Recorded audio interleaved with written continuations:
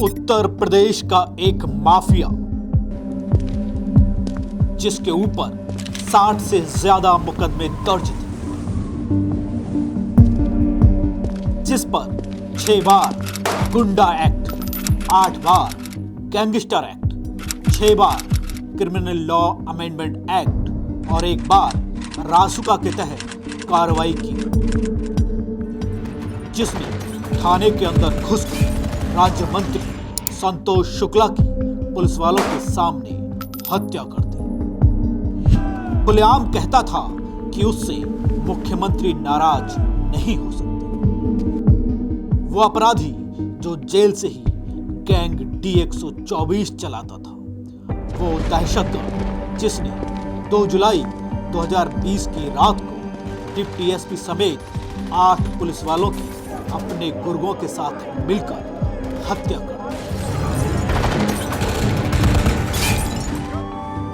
वो जो 25 साल तक उत्तर प्रदेश की कई बड़ी पार्टियों के साथ काम करता रहा, 15 साल बसपा के साथ, 5 साल बीजेपी के साथ और 5 साल सपा के साथ रहा।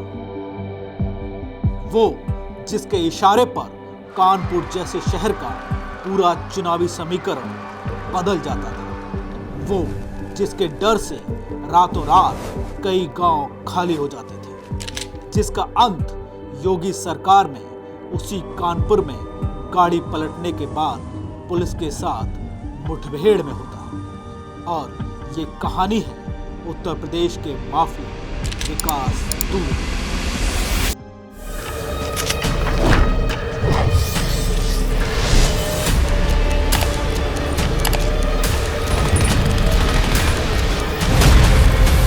देखिए दबंग डायरीज।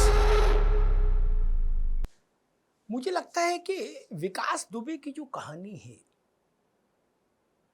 वो कहानी भारत में स्थानीय स्तर पर अपराधी, नेता और कारोबारी, व्यापारी, इनके गठजोड़ की कहानी है। अपराधी ने पहला अपराध किया और उसमें संभावनाएं तलाशने नेता आ जाएंगे, उद्योगपति आ जाएंगे, कारोबारी आ जाएंगे, व्यापारी आ जाएंगे कि भाई इस घोड़े पे दांव लगा दो, ये बड़ा होके बड़ा अपराधी बनेगा, हमारे काम आएगा। ये भाव शहर शहर, गली गली, गांव गांव देश में है आज भी। विकास दुबे इसी भाव की पैदाइश था। अगर मैं सही याद कर पा रहा हूं, शायद 1990 में उसने पहला अपराध किया जिसमें गिरफ्तारी हुई। लेकिन विकास दुबे को जेल से निकालने के लिए एक स्थानीय नेता सक्रिय हो गए और विकास दुबे की जमानत हो गई। विकास दुबे ने जब एक रूलिंग पार्टी से जुड़े व्यक्ति को, जो दर्जा प्राप्त राज्य मंत्री था, उसकी थाने के अंदर हत्या कर दी, उसके बाद भी विकास दुबे का बाल बांका नहीं हुआ। क्योंकि तब जब मुकदमा चला, आगे चला, तो बीएसपी के एक नेता उसके साथ खड़े हो गए कंधे से कंधा मिला के। फिर बीएसपी के बाद बीएसपी की सरकार गई तो सपा के एक प्रभावशाली नेता उसके इलाके के उसके साथ खड़े हो गए। स्थानीय चुनावों को मैनेज करने लगा विकास दुबे। उसकी बीबी भी जीती, स्थानीय निकाय के चुनाव वो भी जीता, प्रधानी का चुनाव कई बार। और नेताओं को लगने लगा कि भाई एक बड़े इलाके में हम निश्चिंत रह सकते हैं विकास दुबे के कारण, हमको बस इतना करना है कि विकास दुबे को संरक्षण देना है। यहां से यात्रा शुरू हो गई। और जब विकास दुबे को नेताओं का संरक्षण मिलने लगा और उसके अपराध की यात्रा वेगवान हो गई, वेगवती हो गई, तो उस पूरे कानपुर परिक्षेत्र के जो कारोबारी थे, कानपुर बड़ा कारोबारी शहर है, वहां के जो कारोबारी थे ना, वो भी उसके संपर्क में आने लगे, अस में भी और बस में भी। कानपुर देहात के एक छोटे से गांव पिकरू में एक ब्राह्मण परिवार में विकास दुबे का जन्म होता है। पिता रामकुमार एक किसान थे। मां सरला घर का काम देखती थी, लेकिन बचपन से ही विकास के खून में आग थी। वो आग जो छोटी छोटी बातों पर भड़क उठती थी और फिर कभी शांत नहीं हुई।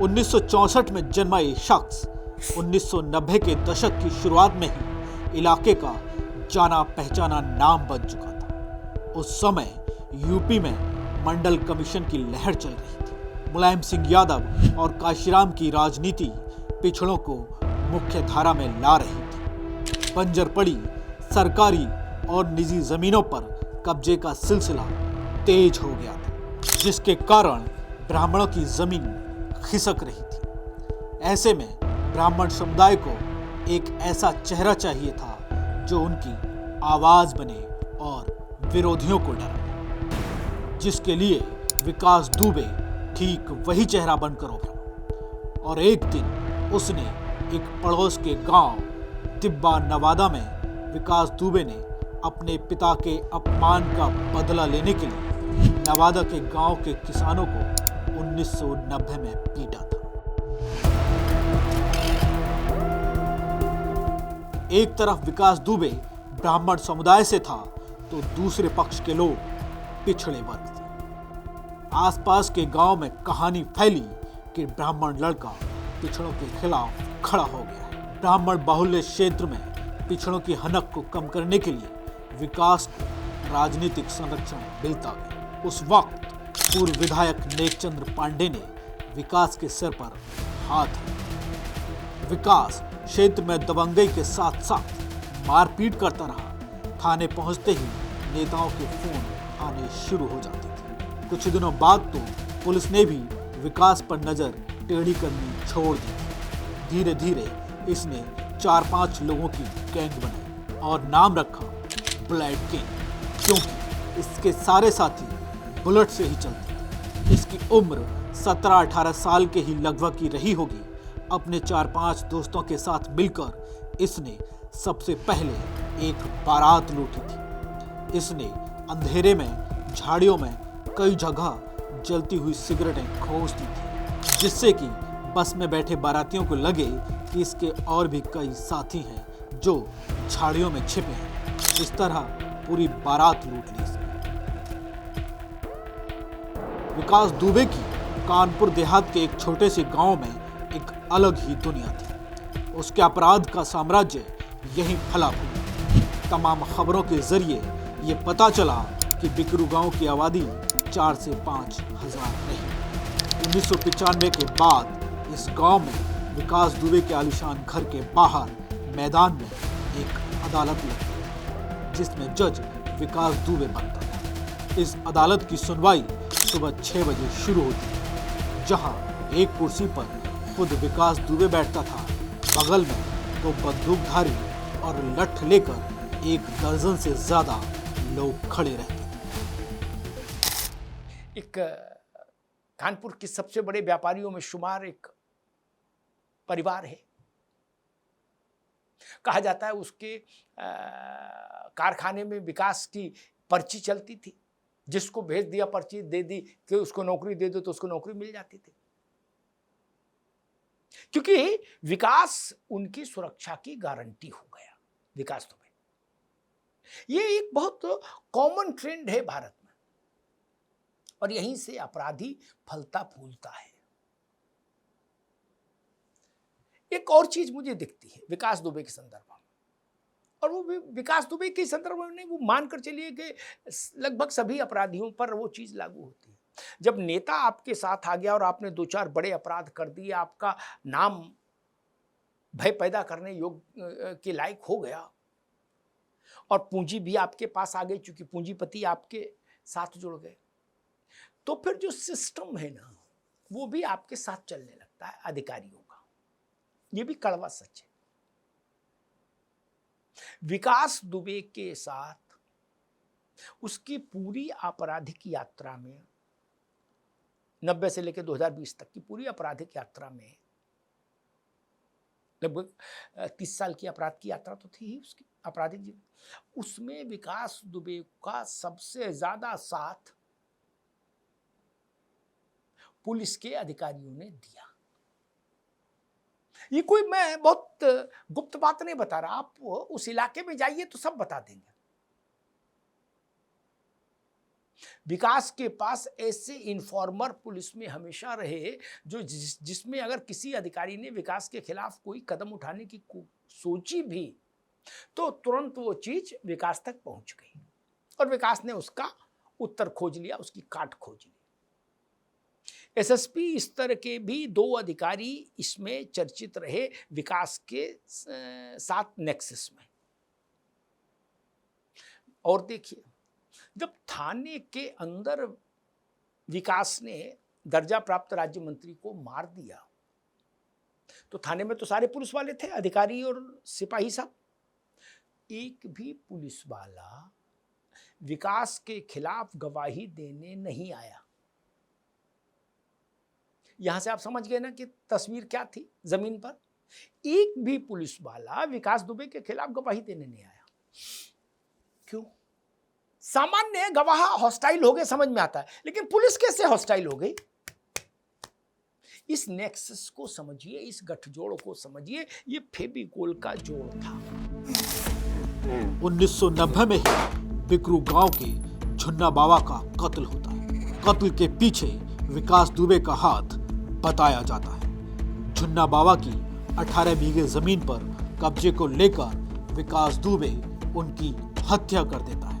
इस हत्या को लेकर भी रिपोर्ट दर्ज हुई, लेकिन बाद में रिपोर्ट वापस ले ली और यहीं से विकास चौबेपुर विधानसभा से चुनाव लड़ने वाले हरिकिशन श्रीवास्तव का हाथ थाम लेता है। हरिकिशन के संरक्षण में उसने वसूली और जमीन पर कब्जे का काम और तेज कर दिया। हरिकिशन श्रीवास्तव को विकास दुबे अपना गुरु मानता था। हरिकिशन चौबेपुर से कई बार विधायक रहे, स्पीकर भी बने।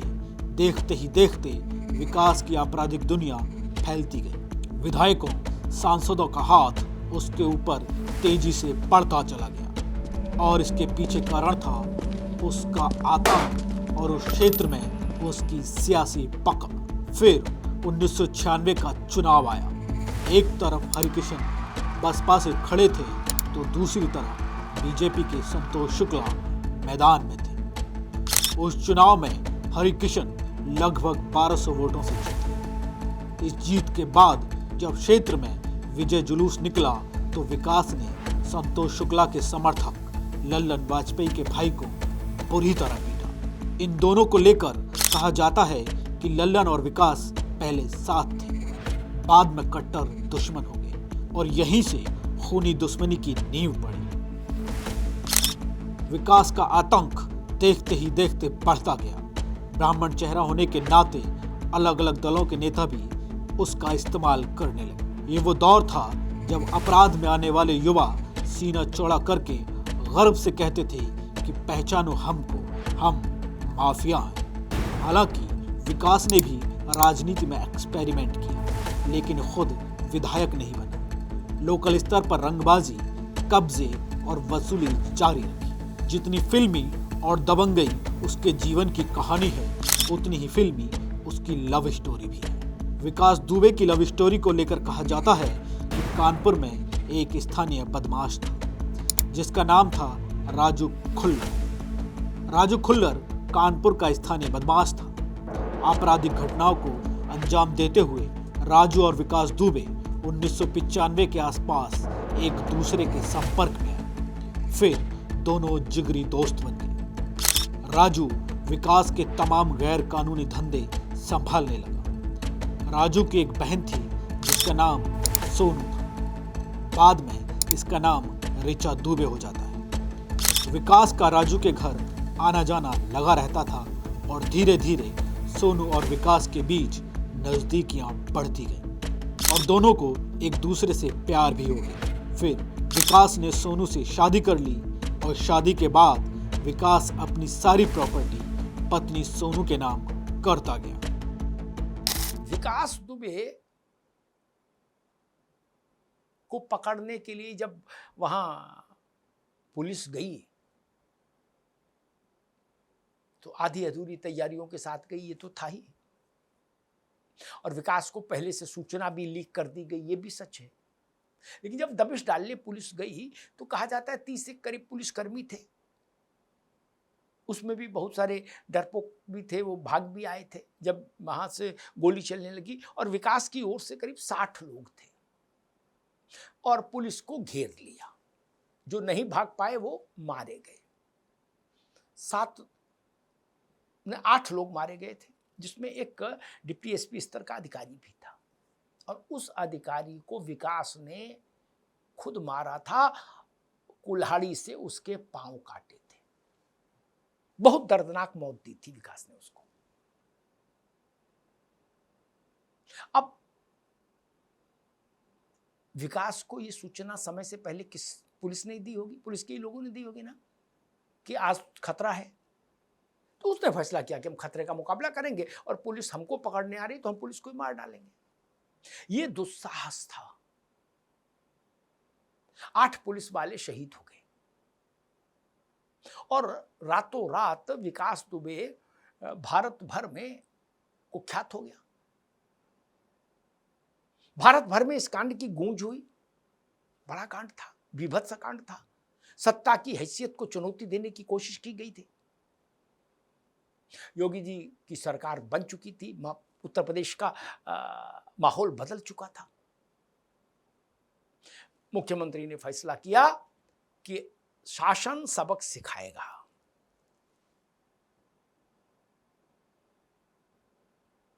राज सत्ता को चुनौती देने की, धृष्टता करने का जो पाप इसने किया है विकास दुबे ने, इसका उत्तर मिलना चाहिए। वो मानस बना।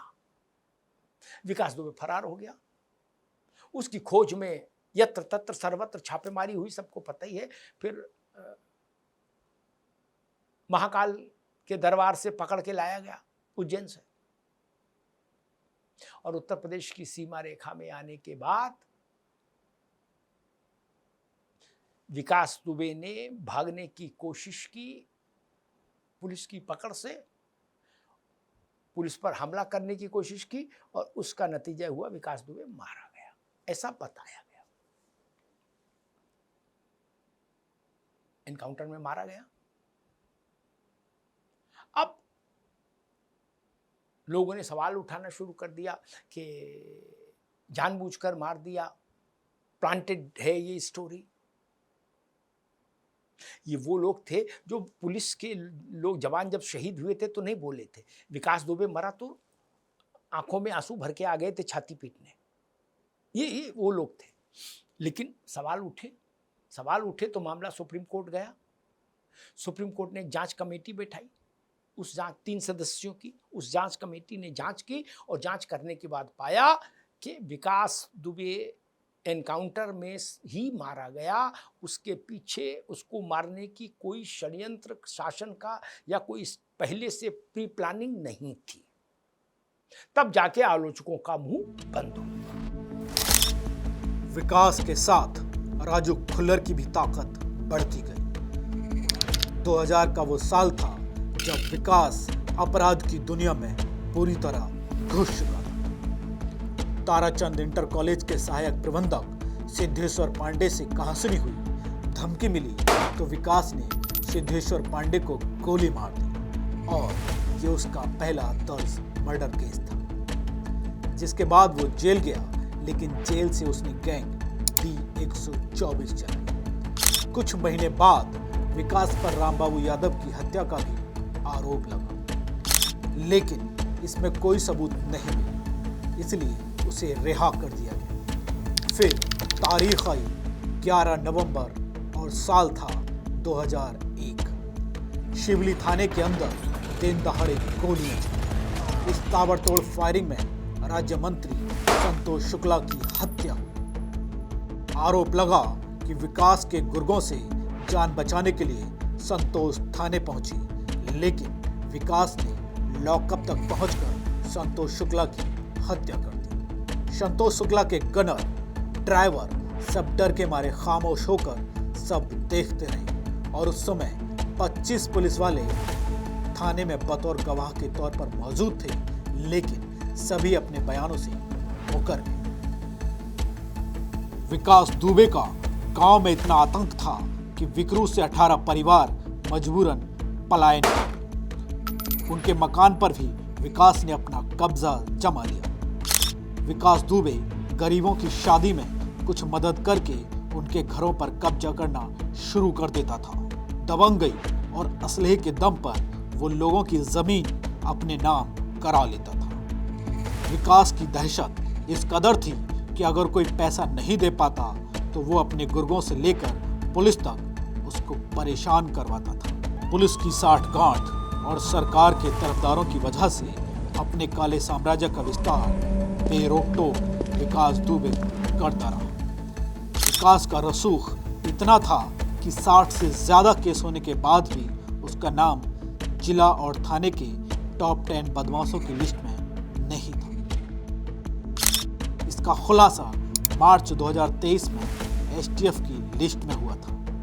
विकास दुबे 25 साल यूपी के प्रमुख राजनीतिक दलों के साथ रहा। 15 साल बसपा, 5 साल बीजेपी और 5 साल वो सपा के साथ भी रहा था। 2001 में पंचायत चुनाव के दौरान उसे बसपा से समर्थन मिला, जबकि उसकी पत्नी को सपा का समर्थन मिला था। एक और किस्सा हम आपको विकास दुबे के जीवन को लेकर बताते हैं। कहा जाता है कि जरा सी बात पर गोली चला देना विकास के लिए आम बात थी। विकास दुबे एक कार्यक्रम में जाने के लिए तैयार था। पेड़ के नीचे बैठा था, तभी पेड़ के ऊपर किसी पक्षी ने पीट कर दी थी। इस बात से खफा विकास दुबे ने उस पक्षी को गोली मार दी। लेकिन ये विकास दुबे जैसे लोगों की कहानी हमको क्या बताती है? ये जाति का नेता होने की कोशिश करते हैं। विकास की भी अतृप्त इच्छा ये थी कि किसी तरीके से विधायक हो जाऊं तो जलवा और आगे चला जाए। ये जात के नाम पर लोगों को इकट्ठा करते हैं। ये छविराम के और निर्भय गुजर के समय से मैं देख रहा हूं उत्तर प्रदेश में।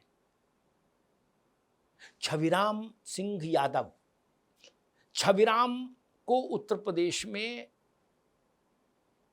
तब नेताजी कहा जाता था जब मुलायम सिंह जी का राजनीतिक करियर शुरू ही हो रहा था। यानी वो पहले से नेताजी कहे जा रहा था छविराम। क्यों? ये जाति का समर्थन था।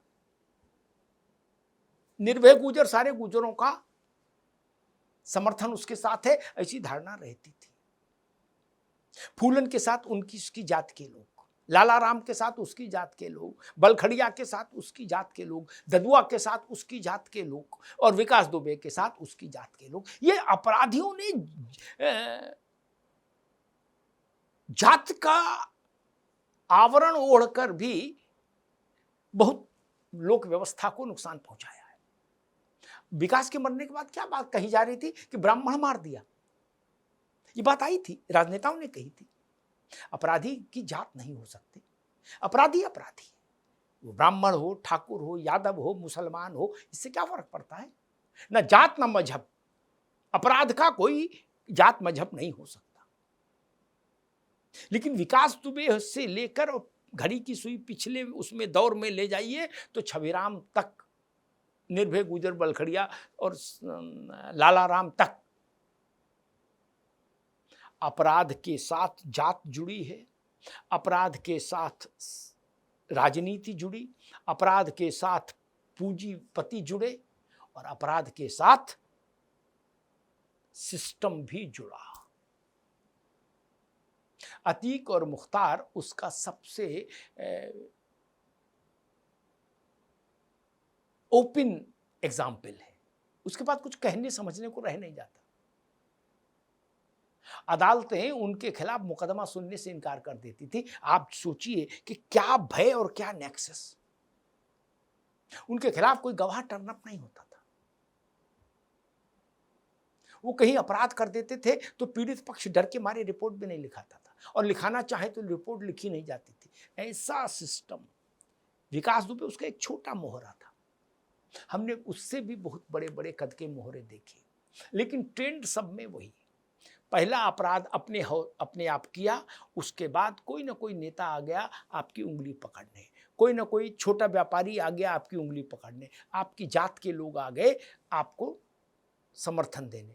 और उसके बाद जब आप थोड़े से उग आए ऊपर गमले में, तो आपके साथ पुलिस के कुछ लोग आपके गैंग में शुभचिंतक के तौर पर जुड़ जाते हैं। विक्रू उसका बीभत्स उदाहरण था।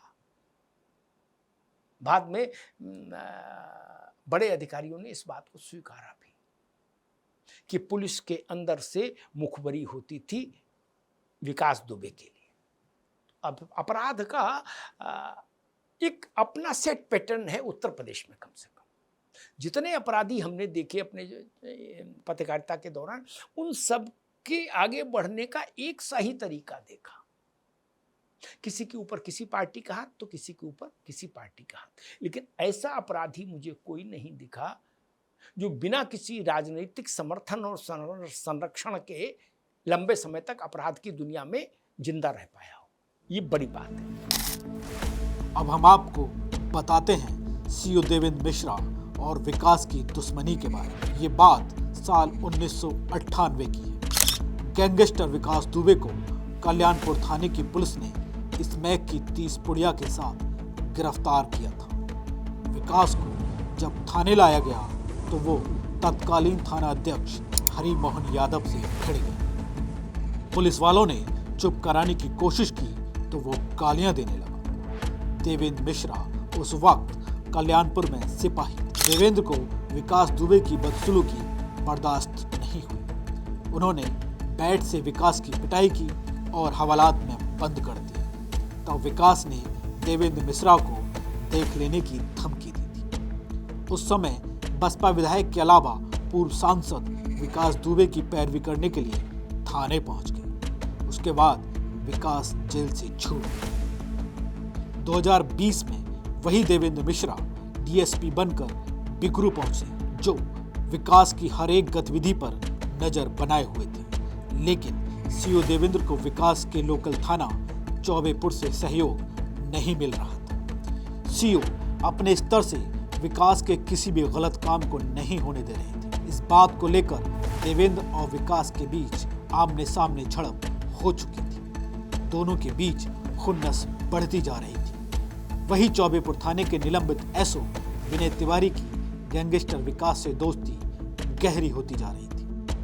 विनय सीओ की हर एक गतिविधि की जानकारी विकास तक पहुंचाने का काम करता था। इसके साथ विनय गैंगस्टर विकास के कान भरता था कि सीओ उसके एनकाउंटर की तैयारी कर रहे हैं। इसके बाद 2 जुलाई 2020 की वो तारीख आई जब रात 2 बजे पुलिस की टीम देवेंद्र मिश्रा के साथ विकास दुबे को अरेस्ट करने पहुंची। जब पुलिस विकास को गिरफ्तार करने के लिए पहुंची तो उसके गुर्गों ने पुलिस के ऊपर अंधाधुंध फायरिंग की। इस फायरिंग में डीएसपी देवेंद्र मिश्रा समेत 8 पुलिसकर्मी शहीद हुए और विकास दुबे अपने परिवार और गुर्गों के साथ फरार हो गए।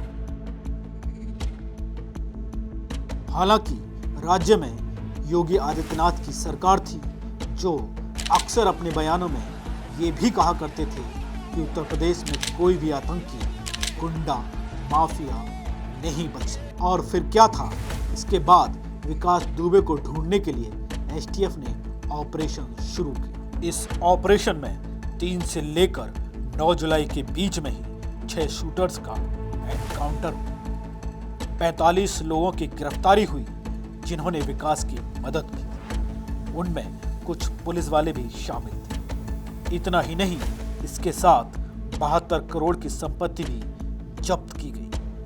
विकास दुबे पर एनएसए और गैंगस्टर एक्ट भी लगाया गया। और फिर खबर आई कि विकास दुबे उज्जैन महाकाल मंदिर के पास छिपा हुआ है, जिसके बाद यूपी पुलिस 9 जुलाई को उसे उज्जैन के मंदिर से गिरफ्तार करती है। मैं विकास दुबे हूं, कानपुर वाला। और 10 जुलाई को कानपुर ले जाते वक्त पुलिस के काफिले की गाड़ी पलट जाती है। कहा जाता है कि गाड़ी के आगे कुछ मवेशी जानवर आ गए थे, जिसके कारण गाड़ी असंतुलित होकर पलट गई और गाड़ी पलटने के बाद विकास दुबे ने पुलिस वालों की पिस्तौल छीनकर फायरिंग कर दी, जिसमें कुछ पुलिस वाले भी घायल होते हैं, मगर इस फायरिंग में विकास दुबे को पुलिस मार गिराती है और इस तरीके से कानपुर के एक आतंक का खात्मा योगी सरकार में होता है। तो ये थी विकास दुबे की दहशत भरी गाथा, जो शुरू हुई 1990 की मारपीट से और खत्म हुई 2020 की सड़क पर पलटी हुई गाड़ी के पास। अगर आपको ये कहानी पसंद आई हो तो इसे आप शेयर जरूर करिए। बाकी ऐसी तमाम किस्सों और कहानी के लिए देखते रहिए राष्ट्रवादी।